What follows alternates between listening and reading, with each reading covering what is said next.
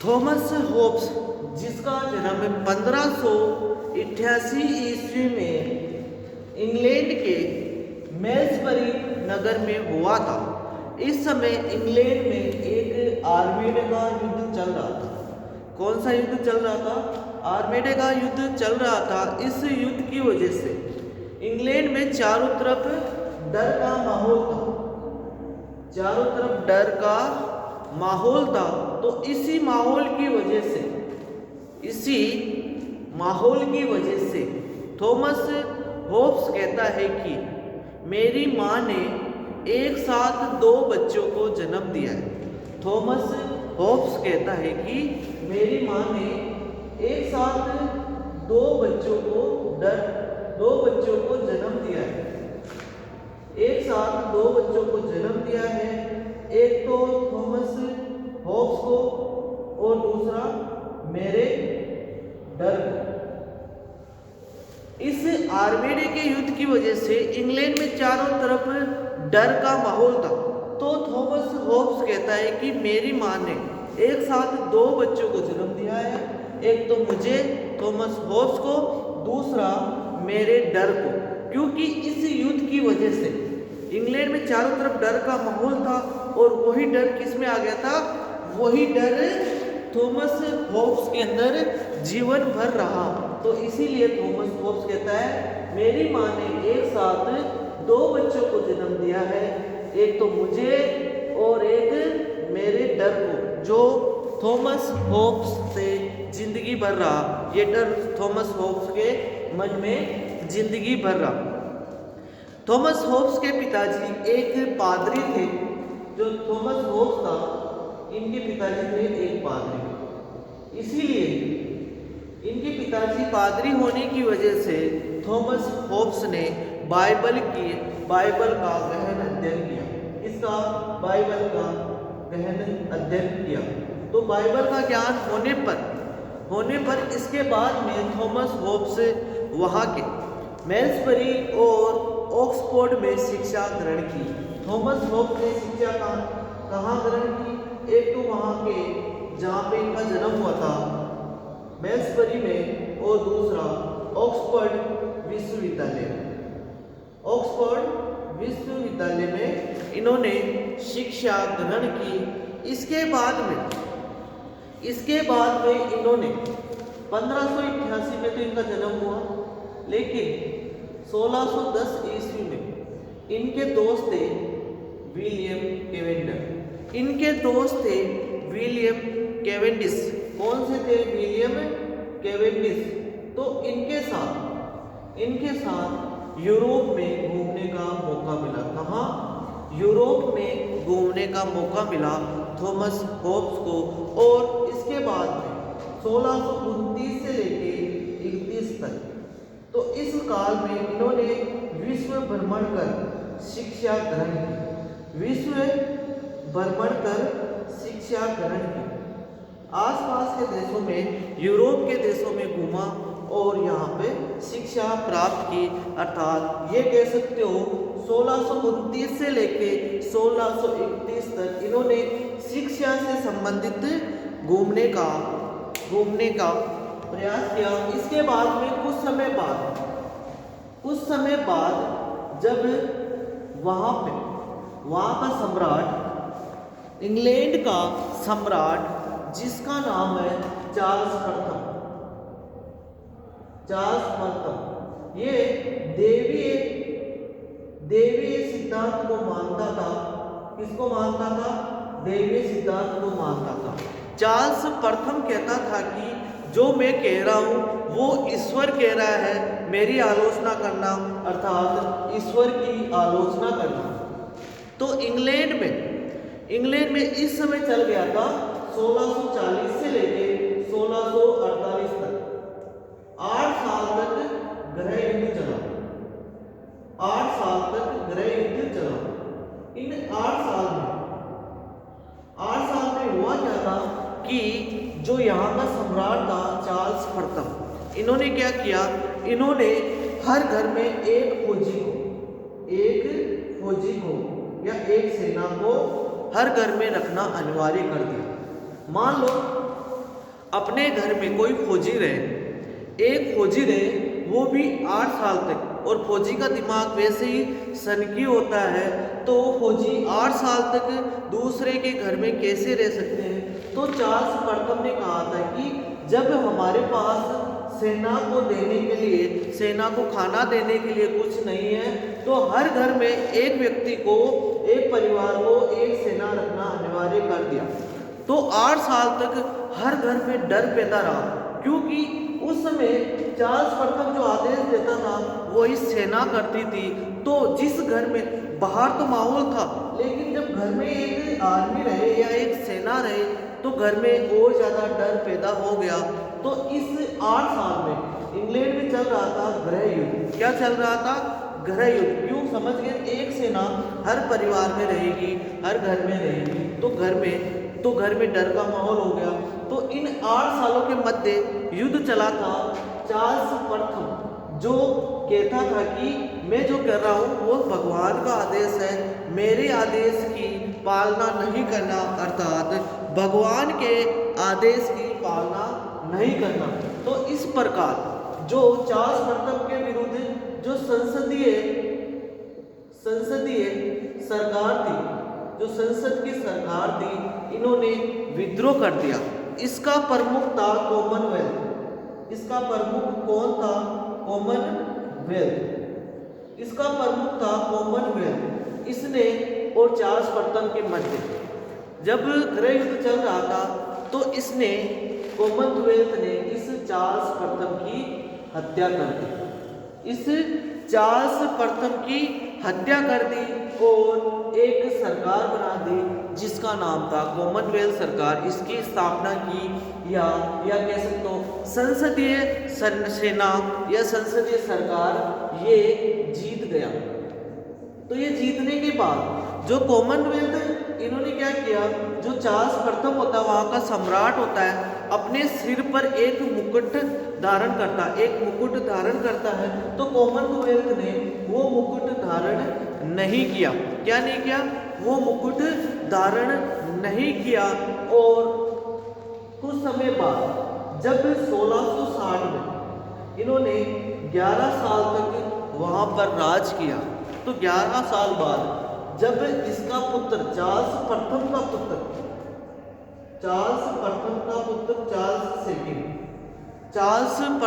पुत्र Charles second ये गद्दी पे बैठा और इसने इसको मरवा दिया कॉमनवेल्थ को। तो वापस इंग्लैंड में राजतंत्र आ गया। जब चार्ल्स प्रथम को मरवा दिया, चार्ल्स प्रथम को कॉमनवेल्थ ने मार दिया, इस समय थॉमस होब्स इंग्लैंड को छोड़कर कहाँ चला गया? फ्रांस। इंग्लैंड को छोड़कर फ्रांस चला गया और फ्रांस में इन्होंने बहुत सारी पुस्तकों की रचना की। इसी बीच इससे चार्ल्स प्रथम जब जिंदा था तो इसके पुत्र को, चार्ल्स सेकंड को, थॉमस होब्स ने शिक्षा दी। अर्थात चार्ल्स सेकंड का गुरु का नाम कौन था? Thomas Hobbes. जब 1660 में कॉमनवेल्थ को मरवा दिया तो चार्ल्स सेकंड गद्दी पे बैठा और चार्ल्स सेकंड गद्दी पे बैठने के बाद 1660 ईस्वी में वापस इंग्लैंड आया। कहाँ आया? थॉमस होब्स वापस इंग्लैंड आया और यहाँ आकर बाकी की जिंदगी ऐशो आराम से किताबें लिखने में बिताई। इसी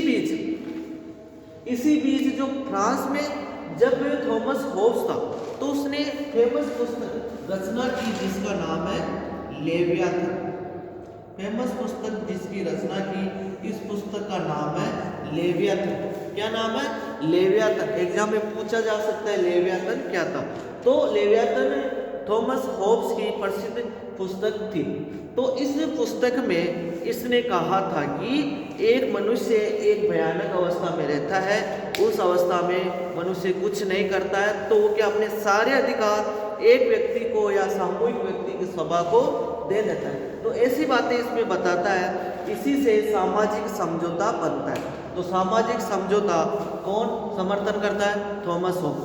तो जब थॉमस होब्स का जन्म हुआ था तो इंग्लैंड में वहाँ चल रहा था आर्मेडे का युद्ध। कौन सा? आर्मेडे का युद्ध। तो उस युद्ध में चारों तरफ डर का माहौल था। तो जो इसका थॉमस होब्स का घर था वो एक नदी के किनारे था। किसके किनारे? एक नदी के किनारे इसका घर था। तो वो बचपन में क्या करता था, वो वहाँ से डर के माहौल की वजह से नदी के किनारे आके बैठ जाता था। क्या करता था? नदी के किनारे आके बैठ जाता था। और वहाँ पे जब नदी किनारे बैठता था तो वहाँ पे उसको नदी में से एक बहुत बड़ा मगरमच्छ निकलता था। तो जब वो बैठता था तो चारों तरफ क्या, घर में रहता था तब भी डर का माहौल, तो जब बाहर आया समुद्र के किनारे तब भी पक्षी चिल्ला रहे थे, पक्षी बोल रहे थे बहुत जोर जोर से। तो ये परेशान हो गया, कहता है कि जब घर में भी डर का माहौल है, बाहर भी शांति नहीं है, लेकिन एक मगरमच्छ निकलता है, एक बहुत बड़ा नदी से मगरमच्छ निकलता है। जब मगरमच्छ निकलता है तो सारे पक्षी भाग जाते हैं और शांति की स्थापना होती है।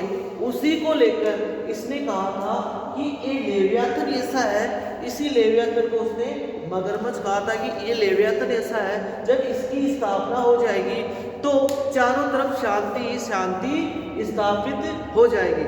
थॉमस होब्स ने इस लेवियाथन को मगरमच्छ किस आधार पे कहा? क्योंकि वो नदी के किनारे जाता था, जब घर में भी शांति नहीं थी तो नदी किनारे भी शांति नहीं थी। जब लेवियाथन या मगरमच्छ नदी से बाहर निकलता था तब क्या होता था? तब सारे पक्षी भाग जाते थे और शांति की स्थापना होती है। इसीलिए इस लेवियाथन में शांति की स्थापना सामाजिक समझौते से करता है।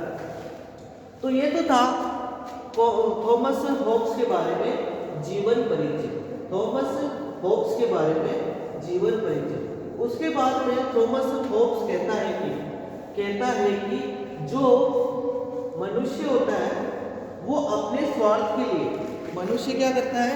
अपने स्वार्थ के लिए, जब तक अपना स्वार्थ चाहता है तब तक, जब तक अपना काम नहीं निकलता है तब तो किसी की भी एहसान मान लेगा। देख लेना थॉमस होब्स जो बातें करता है वो आज के समय में भी लागू होती है। कैसे? अगर कोई मनुष्य है अपना स्वार्थ के लिए क्या करेगा? किसी के भी पैर पकड़ लेगा, किसी को भी कुछ भी कह लेगा, लेकिन जब काम निकलता है तो उस व्यक्ति से नाता तोड़ देता है। थॉमस होब्स कहता है अपने एहसान के लिए, अपने काम निकालने के लिए व्यक्ति किसी को भी एहसान मानने लगता है, लेकिन काम निकलने के बाद उस व्यक्ति को भूल जाता है। तो थॉमस होब्स ने एक सिद्धांत दिया था जिसका नाम है राज्य का सिद्धांत। क्या नाम है? राज्य का सिद्धांत। इसमें क्या कहता है कि अगर राज्य ही नहीं होगा तो सरकार या समाज भी नहीं होगी। कहता है कि अगर राज्य ही नहीं होगा तो समाज और सरकार भी नहीं होगी। क्या नहीं होगी? सरकार या समाज भी, ये भी नहीं होगा, क्योंकि राज्य होगा तभी समाज या सरकार की स्थापना हो सकती है। मनुष्य क्या करता है? छल कपट से काम करता है। क्या करता है? अपने छल कपट से काम करता है और अपनी रक्षा के लिए किसी को भी मार देता है। क्या करता है? अपनी रक्षा के लिए किसी को भी मार देता है। मनुष्य क्या करता है? छल कपट से कार्य करता है। क्या करता है? छल कपट से, धोखेबाज से अपना काम लेता है, लेकिन अपनी रक्षा के लिए वो क्या करता है? किसी को भी मार देता है। सही गलत में कोई अंतर नहीं करता है। चारों तरफ क्या होती है? लड़ाई झगड़ा होती रहती है। क्या होती है? चारों तरफ लड़ाई और झगड़े होते रहते हैं। मनुष्य क्या है? छल कपट। क्या करता है? छल कपट से काम लेता है और अपनी रक्षा के लिए किसी को भी मार देता है। सही और गलत में अंतर नहीं कर पाता है और चारों तरफ लड़ाई झगड़े होते रहते हैं, लेकिन इसको रोकने वाली कोई शक्ति नहीं होती है। तब प्राकृतिक नियम कहता है, तब क्या कहता है? प्राकृतिक नियम कहता है जब चारों तरफ कोई शक्ति नहीं होती है इन लड़ाई झगड़े को बंद कराने के लिए, इन छल कपट को बंद कराने के लिए, या किसी को मारने वाली शक्ति इसको सही गलत को नहीं कराने के लिए, तो प्राकृतिक नियम कहता है कि जैसा ठीक समझो, मनुष्य का जीवन अकेला है। क्या कहता है? तो जैसा ठीक समझो, आप जैसा ठीक समझो। मनुष्य का जीवन कैसा है? मनुष्य का जीवन कैसा है? मनुष्य का जीवन अकेला है। मनुष्य क्या अकेला रहता है? गरीबी में रहता है। मनुष्य क्या है? अकेला है, गरीबी में रहता है मनुष्य, पापी है, मनुष्य क्षणभंगुर है, क्षणभंगुर अर्थात शीघ्र नष्ट होने वाला। क्या है? शीघ्र नष्ट होने वाला। मनुष्य क्या है? अकेला है, गरीबी में रहता है, मनुष्य पापी है और क्या है? शीघ्र नष्ट होने वाला है और सबके अंत होता है। मनुष्य क्या है? पशु के समान है। किसके समान है? पशु के समान है। तो इसने प्राकृतिक नियम में थॉमस होब्स ने मनुष्य को 5 भागों में बांटा है। मनुष्य में 5 अवगुण होते हैं। कौन कौन से? मनुष्य अकेला रहता है और वो क्या करता है? गरीबी में रहता है, वो कोई भी पाप कर देता है, पशु के समान है और ये शीघ्र नष्ट होने वाला है। तो कहता है कि मनुष्य का जीवन क्या है? अकेला है, वो विवश है। विवश क्या है? गरीबी में जीना उसकी विवशता का कारण है। मनुष्य पाप कर देता है, उससे गंदे आचरण की वजह से वो पाप कर देता है और वो इसी वजह से शीघ्र नष्ट हो जाता है। इसी कारण उसे पशु के समान कहा गया है। तो ये 5 पॉइंट याद रखना जो मनुष्य के बारे में बताया थॉमस होब्स ने। तो एग्जाम में ये पूछेगा थॉमस होब्स ने मानव के बारे में क्या बताया? तो मानव के बारे में बताया कि मनुष्य अकेला है, गरीबी है, वो किसी के लिए कोई भी किसी को मार देता, वो पापी है, शीघ्र नष्ट होने वाला है और उसका जीवन छोटा है, अगर अर्थात शीघ्र नष्ट होने वाला है। तो इस अवस्था को दूर करने के लिए क्या करेगा? इन अवस्थाओं को दूर करने के लिए क्या करेगा? वो प्राकृतिक नियम बनाएगा। क्या बनाएगा? एक प्राकृतिक नियम बनाएगा। इससे क्या? इस भयानक अवस्थाओं से निकलने के लिए वो क्या करेगा? सभी लोगों को कहेगा कि एक व्यक्ति या किसी व्यक्ति या व्यक्तियों की सभा को क्या कहेगा? सभी व्यक्तियों को कहेगा, सभी व्यक्तियों को कहेगा कि किसी एक व्यक्ति या व्यक्तियों की सभाओं को क्या? व्यक्तियों की सभा को क्या करे? चुन ले। क्या करे? उनको चुन ले कि इनको गिन ले। किस आधार पे? सभी व्यक्तियों को, किसी एक व्यक्ति या व्यक्तियों की सभा को चुन ले और कहेंगे उसके जितने भी व्यक्ति हैं वो व्यक्ति क्या करे? इन व्यक्तियों के पक्ष में अपने सारे अधिकार दे दे। जो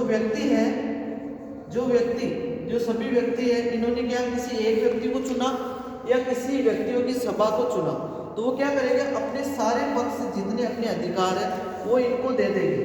क्या करेंगे? इनको दे देंगे। इससे क्या होगा? ये शासक क्या होगा? ये व्यक्ति क्या होगा?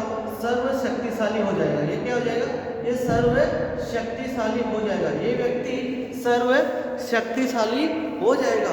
इससे क्या होगा? इससे एक लेवियथन की स्थापना होगी। क्या होगी? एक लेवियथन की स्थापना होगी और ये प्रजा की रक्षा करेगा। क्या करेगा? प्रजा की रक्षा करेगा। उसी से क्या होगा? उसी से कॉमनवेल्थ बनेगा।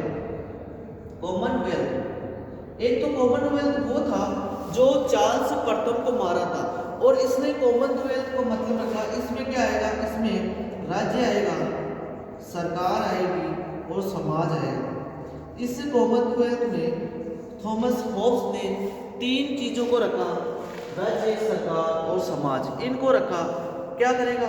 ये जो लेवियथन सर्वशक्तिशाली बनेगा वो इसके अस्तित्व में कार्य करेगा। इसके अस्तित्व में राज्य, सरकार और समाज के अस्तित्व में कार्य करेगा। तो इस आधार पर प्राकृतिक नियम, सामाजिक समझौते का नियम लागू होता है। क्या लागू होता है? सामाजिक समझौते का नियम लागू होता है। तो एग्जाम में ये आएगा कि थॉमस होब्स का सामाजिक समझौते का नियम क्या होता है? क्या होता है? ये कहता है थॉमस होब्स, सभी व्यक्ति क्या होंगे? एक व्यक्ति को शक्ति दे देगी। किसको?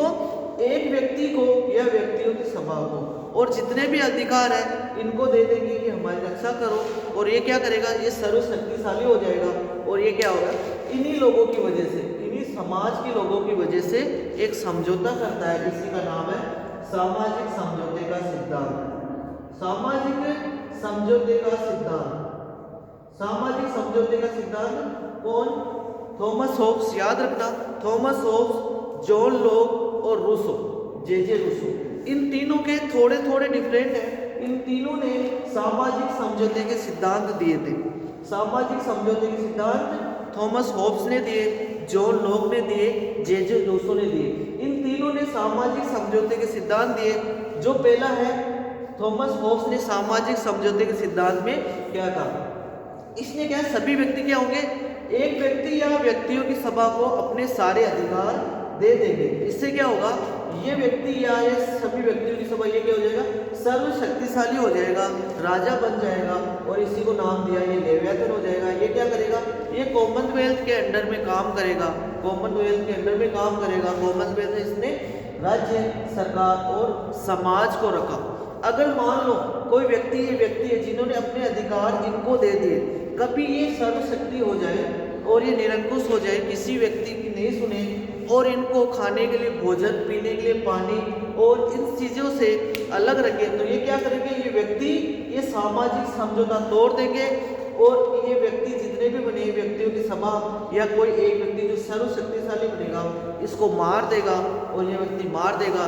तो इस सामाजिक समझौते में सभी व्यक्ति इनको सर्वशक्तिशाली बना भी सकता है और ये तोड़ भी सकते हैं, इनको नष्ट भी कर सकते हैं। इसके बाद में आता है, थॉमस होब्स ने शक्ति के सिद्धांत में क्या कहा? थॉमस होब्स ने शक्ति के सिद्धांत के बारे में क्या कहा? थॉमस होब्स ने शक्ति के सिद्धांत के बारे में क्या कहा? तो थॉमस होब्स कहता है शक्ति के सिद्धांत, थॉमस होब्स का शक्ति का सिद्धांत, इसमें क्या कहता है? थॉमस होब्स कहता है कि थॉमस होब्स कहता है कि मनुष्य क्या है, स्वार्थी प्राणी है। क्या है? स्वार्थी प्राणी है। सही बात कहता, मनुष्य स्वार्थी प्राणी है, हमेशा शक्ति प्राप्त करने में लगा रहता है। क्या करता है? अधिक से अधिक शक्ति प्राप्त करने में लगा रहता है, और ये जीवन पर्यंत शक्ति प्राप्त करने में लगा रहेगा। और ये लालसा कब खत्म होगी? ये लालसा कब खत्म होगी शक्ति प्राप्त करने की? ये लालसा जब तक मनुष्य मृत्यु नहीं हो जाता, मनुष्य की मौत नहीं हो जाती, ये लालसा चलती रहेगी। तो इसीलिए थॉमस होब्स को शक्ति का सिद्धांत शास्त्री भी कहा जाता है। क्या कहा जाता है? शक्ति का सिद्धांत शास्त्री, शक्ति का सिद्धांत शास्त्री भी कहा जाता है। किसको? थॉमस होब्स को शक्ति का सिद्धांत शास्त्री भी कहा जाता है। इसने क्या कहा था? तो मनुष्य क्या करता है? एक स्वार्थी प्राणी है। मनुष्य क्या है? स्वार्थी प्राणी है। वो जीवन भर क्या करेगा? शक्ति प्राप्त करने से पीड़ित रहेगा, शक्ति प्राप्त करने में लगा रहेगा। और इस शक्ति की लालसा कब खत्म होगी? जब तक मनुष्य मौत को प्राप्त नहीं हो जाता, तब तक ये लालसा खत्म नहीं होगी। होब्स ने शक्ति के अनेक रूप बताए। क्या बताए? होब्स ने जो शक्ति के हैं वो अनेक रूप बताए, शक्ति का अनेक रूप बताए, शक्ति के अनेक रूप। थॉमस होब्स ने शक्ति के अनेक रूप बताए। कौन कौन से रूप है? सबसे पहले लेते हैं ऊंचा पद। कौन सा? ऊंचा पद। अगर किसी व्यक्ति के पास ऊंचा पद है तो ये शक्ति का एक प्रकार है। अगर किसी व्यक्ति के पास ऊंचा पद है तो ये भी एक शक्ति का रूप है। कैसे?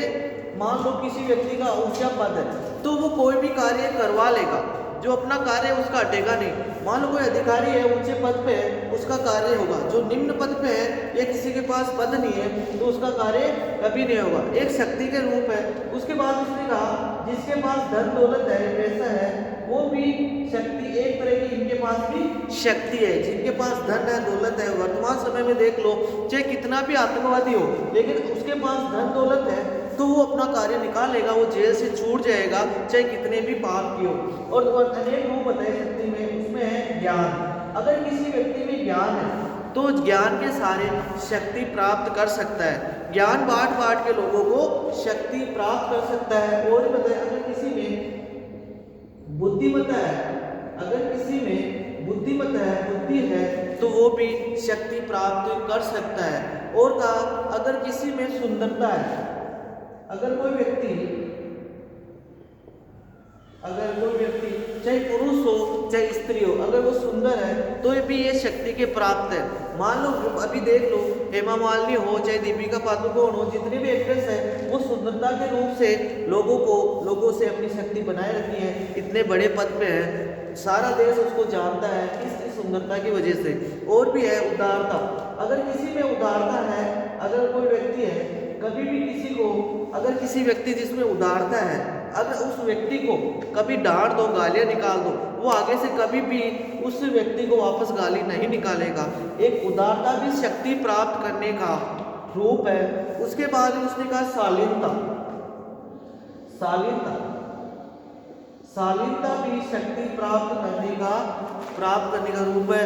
और कहा था कुरूपता, यह तो ठीक है कुरूपता, अगर कोई व्यक्ति काला है, उसका चेहरा अच्छा नहीं है, तो वो भी शक्ति प्राप्त कर सकता है। देख लो ऐसे व्यक्ति भी होते हैं, मान लो कोई काला है लेकिन वो अन्य क्षेत्र में क्रिकेट बन जाता है या कोई और खिलाड़ी बन जाता है या दौड़ में फर्स्ट आता है, तो वो क्या करेगा, वो इसी कुरूपता को नहीं देख के क्या करेगा, वो अन्य जगह शक्ति लगा के भी प्राप्त कर सकता है। इसके बाद में उसने शक्ति के रूप में सबसे इंपॉर्टेंट माना है भाग्य को। किसको माना है? भाग्य को इसने इंपॉर्टेंट माना है। थॉमस होब्स ने भाग्य को महत्व दिया है कि भाग्य भी, अगर किसी किस्मत नहीं है और वो 24 घंटा पढ़ता रहे और दिन रात मेहनत करता रहे फिर भी नौकरी नहीं लगता, और जो मान लो कोई ऐसा व्यक्ति है जिसने जय माता जी जय हनुमान जी कह के और ट्यूशन करके आ गया और उसके नौकरी लग गई, तो ये क्या है? भाग्य का एक रूप है। इसको क्या कहा? भाग्य को इसने कहा था कि ये एक भगवान का अदृश्य रूप है, भगवान का अदृश्य हाथ का। इसने कहा ये जो भाग्य होता है ये भगवान का अदृश्य हाथ है, जो भगवान का दिखाई नहीं देने वाला हाथ है, ये पता नहीं कब किसके साथ दे दे। तो भाग्य को क्या कहा? भाग्य भी एक शक्ति प्राप्त करने का रूप होता है। अनेक रूप में भाग्य सबसे इम्पोर्टेंट, इसने भाग्य को रखा। अगर जिसके साथ भाग्य साथ दे देता है तो मान लो इसको भगवान का अदृश्य हाथ है, वो शक्ति प्राप्त कर सकता है। और जो भाग्य है इसके बारे में मैकियावेली ने क्या कहा? मैकियावेली ने भाग्य के बारे में कहा कि भाग्य पत्नी के समान है। किसके समान है? पत्नी के समान है। भाग्य को मैकियावेली ने पत्नी के समान माना। भाग्य को किसके समान माना? पत्नी के समान माना। तो एग्जाम में क्वेश्चन पूछ सकते हैं कि भाग्य को मैकियावेली ने क्या माना? तो मैकियावेली ने पत्नी के समान माना, कहा कि भाग्य पत्नी के समान होता है। लेकिन थॉमस होब्स ने भाग्य को शक्ति का एक रूप बताया और कहा कि ये भगवान का अदृश्य हाथ होता है। इसी प्रकार कहता है कि जो पदार्थ होते हैं, जिस पदार्थ में ऊर्जा होती है वो क्या करते हैं? वो चलते रहते हैं। एक पदार्थ मान लो जिसमें ऊर्जा होती है तो एक जगह से दूसरी जगह जाता है। वैसे ही मनुष्य में अभिलाषा होती है, भूख होती है। मनुष्य में क्या होती है? भूख होती है या अभिलाषाएं होती है। मनुष्य में भूख होती है या अभिलाषाएं होती है। इनकी वजह से क्या होगा? इनकी वजह से हर क्षेत्र में प्रतियोगिता बनी रहेगी, कंपटीशन बना रहेगा। और ये क्या करेगा? जो कॉमनवेल्थ बना, जो शक्तिशाली बनेगा, वो क्या करेगा? इन लोगों को रक्षा करेगा, इन लोगों की रक्षा करेगा। तो इस प्रकार क्या करेगा? व्यक्ति हमेशा शक्ति प्राप्त करने में लगा रहता है। इसकी लालसा कब खत्म होती है? मरने के बाद ही खत्म होती है। शक्ति प्राप्त करने की लालसा मरने के बाद ही